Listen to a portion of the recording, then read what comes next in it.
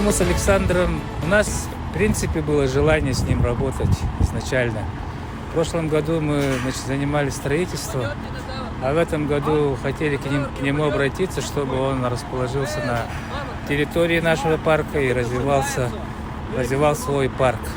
В парке мы планируем поставить 6 фигур, которые остались.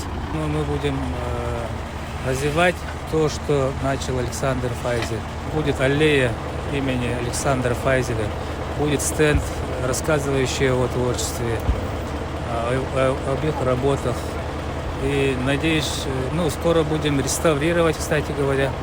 И, пользуясь случаем, приглашаем всех реставраторов, скульпторов, студентов.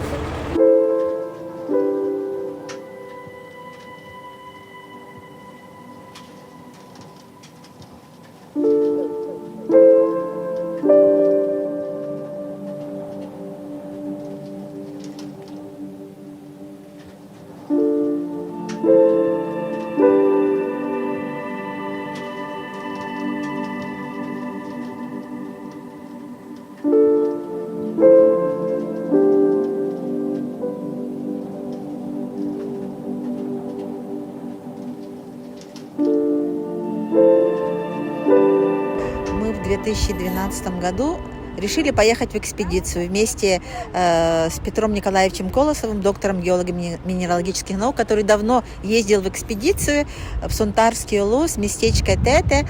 И они уже много-много лет, с 2002, по-моему, года искали останки динозавров. Мы сделали фильм.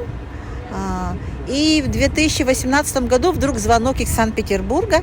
Позвонила ко мне продюсер, режиссер Мила Кудряшова и сказала: «Дарья, говорят, у вас есть съемки экспедиции, архивные материалы». Я говорю: «Да, есть». Она говорит: «А я как раз тоже собираюсь снимать фильм и собираюсь с санкт-петербургскими и немецким палеонтологом поехать в экспедицию в Якутию». Я говорю: «Ой, отлично, давайте вместе». И вот так у нас все и началось. И в конечном итоге по следам экспедиции у нас появился фильм под названием «Мой личный дракон». Когда мы делали фильм, мы вышли на Александра Файзеля. Я знала, что есть парк, мини-парк доисторических животных.